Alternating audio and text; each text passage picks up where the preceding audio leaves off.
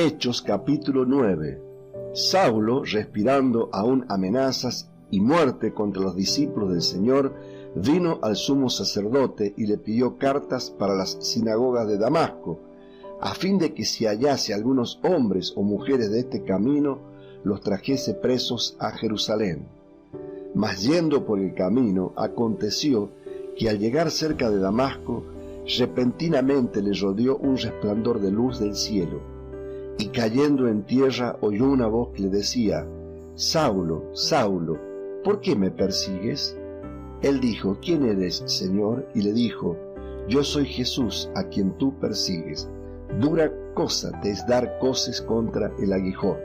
Él, temblando y temeroso, dijo: Señor, ¿qué quieres que yo haga? Y el Señor le dijo: Levántate y entra en la ciudad, y se te dirá lo que debes hacer. Y los hombres que iban con Saulo se pararon atónitos, oyendo a la verdad la voz, mas sin ver a nadie.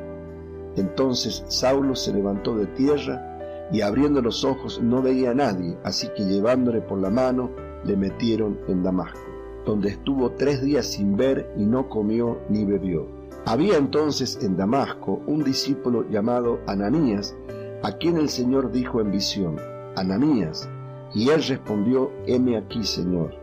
Y el Señor le dijo: levántate y ve a la calle que se llama Derecha, y busca en casa de Judas a uno llamado Saulo de Tarso, porque he aquí él ora, y ha visto en visión a un varón llamado Ananías que entra y le pone las manos encima para que recobre la vista.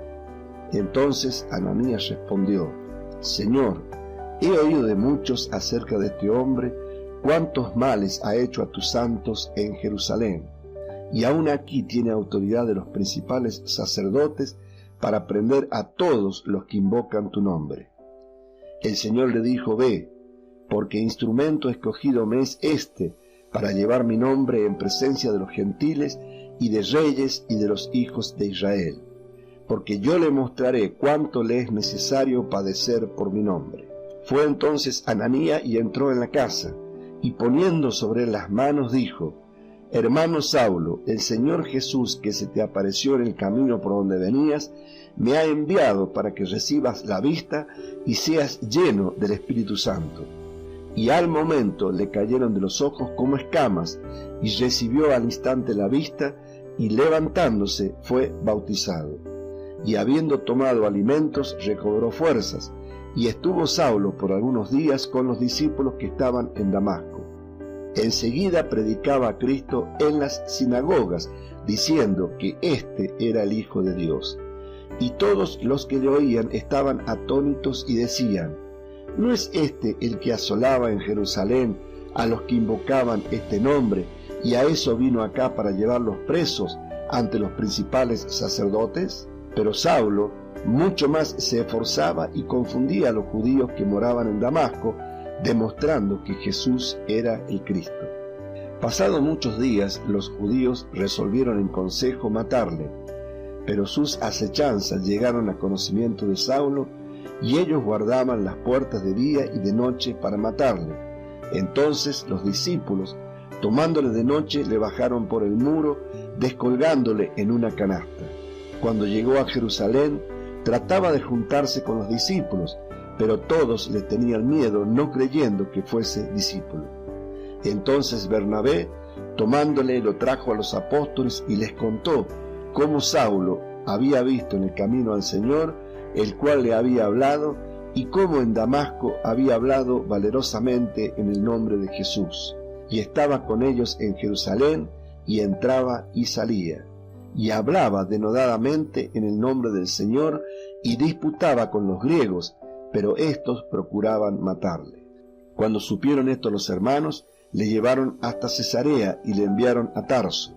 Entonces las iglesias tenían paz por toda Judea, Galilea y Samaria, y eran edificadas andando en el temor de Dios, y se acrecentaban fortalecidas por el Espíritu Santo. Aconteció que Pedro, visitando a todos, vino también a los santos que habitaban en Lida, y halló allí a uno que se llamaba Eneas, que hacía 8 años que estaba en cama, pues era paralítico. Y le dijo Pedro: Eneas, Jesucristo te sana, levántate y haz tu cama. Y enseguida se levantó, y le vieron todos los que habitaban en Lida y en Sarón, los cuales se convirtieron al Señor. Había entonces en Jope una discípula llamada Tabita, que traducido quiere decir Dorca. Esta abundaba en buenas obras y en limosnas que hacía, y aconteció que en aquellos días enfermó y murió. Después de lavada la pusieron en una sala. Y como Lida estaba cerca de Jope, los discípulos, oyendo que Pedro estaba allí, le enviaron 2 hombres a rogarle: no tardes en venir a nosotros. Levantándose entonces Pedro fue con ellos, y cuando llegó le llevaron a la sala, donde le rodearon todas las viudas llorando y mostrando las túnicas y los vestidos que Dorca hacía cuando estaba con ellas. Entonces, sacando a todos, Pedro se puso de rodillas y oró, y volviéndose al cuerpo dijo: Tabita, levántate. Y ella abrió los ojos, y al ver a Pedro se incorporó. Y él, dándole la mano, la levantó. Entonces, llamando a los santos y a las viudas, la presentó viva. Esto fue notorio en toda Jope, y muchos creyeron en el Señor.